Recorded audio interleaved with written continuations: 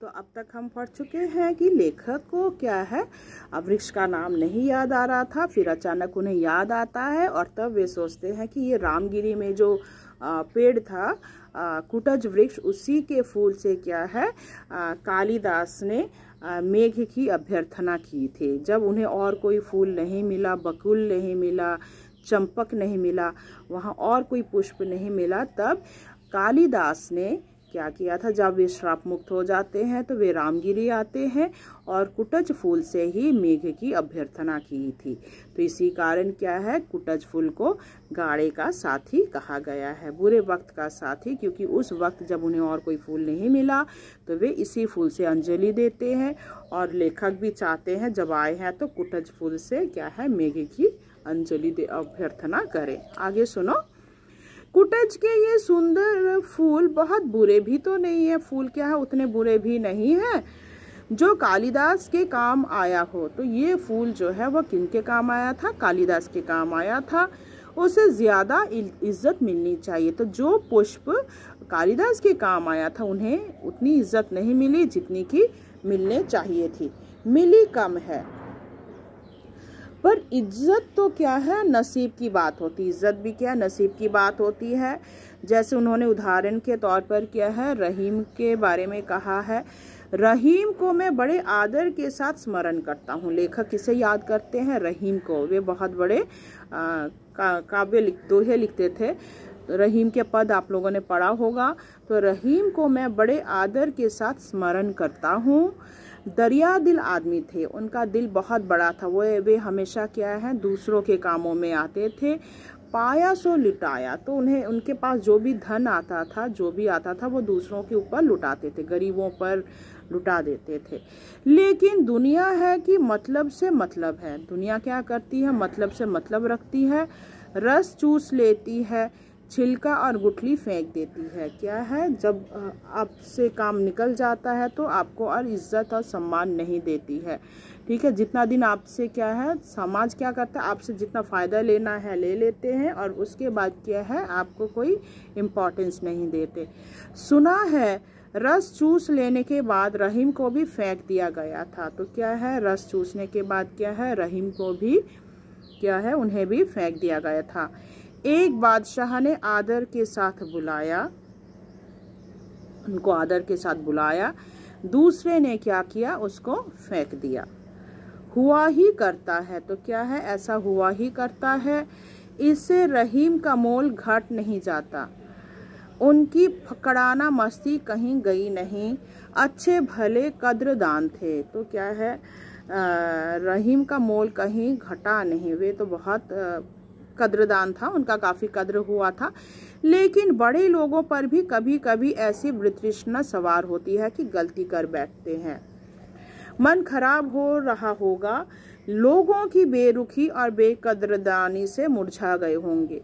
ऐसी ही मन स्थिति में उन्होंने बेचारे कुटज को भी एक चपत लगा दी, झुंझलाए थे, कह दिए, हे रहीम अब बिरज कहाँ, जिनकर छां गंभीर, बागन बिच बिच देखियत सेहुड़ कुटज करी। तो यहाँ पर रहीम की तुलना किससे की गई है, कुटज वृक्ष, मतलब कुटज से रहीम की तुलना की जा रही है।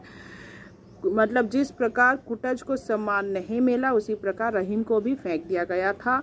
गोया कुटज अदनासा बिरच हो, छां ही क्या बड़ी बात है, मतलब फूल क्या कुछ भी नहीं है, सिर्फ छाया देने से ही क्या होता है। तो यहाँ पर कुटज वृक्ष जो है वो टिकना है, तो वो छाया तो नहीं दे सकता मगर फूल तो मायने रखता है। छाया के लिए ना सही, फूल के लिए तो कुछ सम्मान होना ही चाहिए। तो क्या फूल के लिए इस पेड़ को सम्मान देना चाहिए।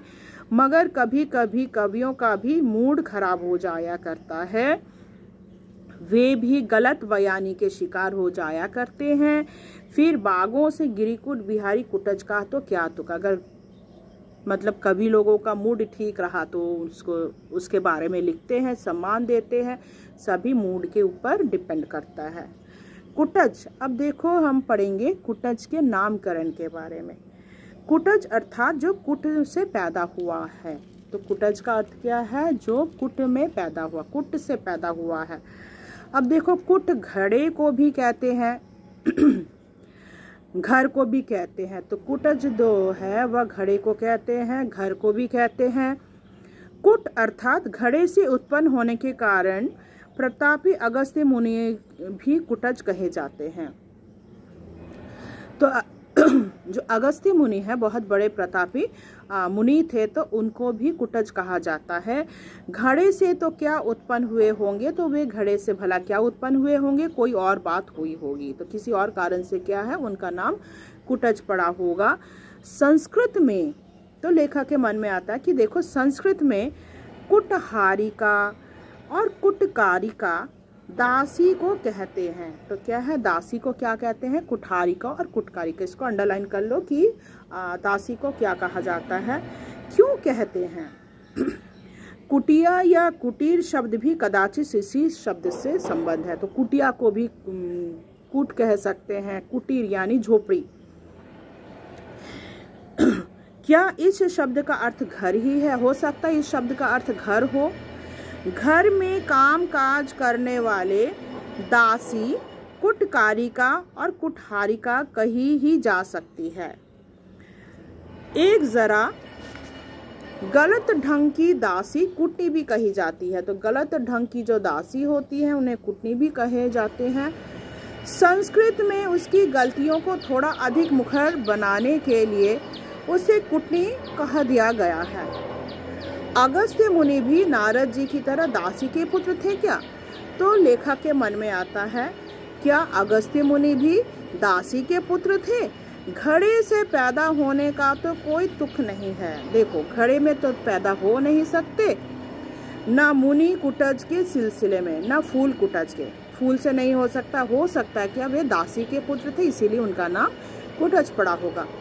फूल गमले में होते अवश्य हैं, पर कुटज तो जंगल का सैलानी है। देखो गमले में भी फूल होते हैं, पर क्या कुटज यानी मतलब गमला, घड़ा, गमले में तो पैदा नहीं होता कुटज, वह तो जंगल का सैलानी है। उसे घड़े या गमले से क्या लेना देना। शब्द विचारोत्तेजक अवश्य है, कहाँ से आया। तो लेखक के मन में यह प्रश्न आता है कि यह कुटज नाम कहाँ से आया होगा। मुझे तो इसी में संदेह है कि यह आर्य भाषाओं का शब्द है भी या नहीं। शायद यह आर्य भाषा का शब्द हो। यह एक भाषा शास्त्री किसी संस्कृत शब्द को एक से अधिक रूप में प्रचलित पाते थे, तो परंतु उसकी कुलीनता पर शक कर बैठते हैं। संस्कृत में कुटज रूप भी मिलता है और कूटज भी, मिलने को तो कूटज भी मिल जाता है। तो नाम बहुत सारे संस्कृत में कुटज है, कूटज है, कुटज है, तो कौन सा सही है ये समझ में नहीं आता। और उनके मन में आता है कि भला यह नाम किस जाति का है, कहीं यह आर्य जाति का तो नहीं है। उनके मन में प्रश्न आता है कहीं यह पेड़ आर्य जाति से तो नहीं आया होगा। सिल्वा लेवी एक बहुत बड़े संस्कृत के भाषा वैज्ञानिक हैं। तो सिल्वा लेवी कह गए हैं कि संस्कृत भाषा में फूलों, वृक्षों और खेत बागवानी के अधिकांश शब्द आग्नेय भाषा परिवार के हैं। यह भी तो कहीं नहीं है, तो उन्हें लगता है कि कहीं ये कुटज शब्द आग्नेय परिवार से तो नहीं आया होगा। तो आशा करती हूँ यहाँ तक आपको समझ में आया होगा। बाकी मैं आपको पार्ट 6 में समझाऊंगी। धन्यवाद।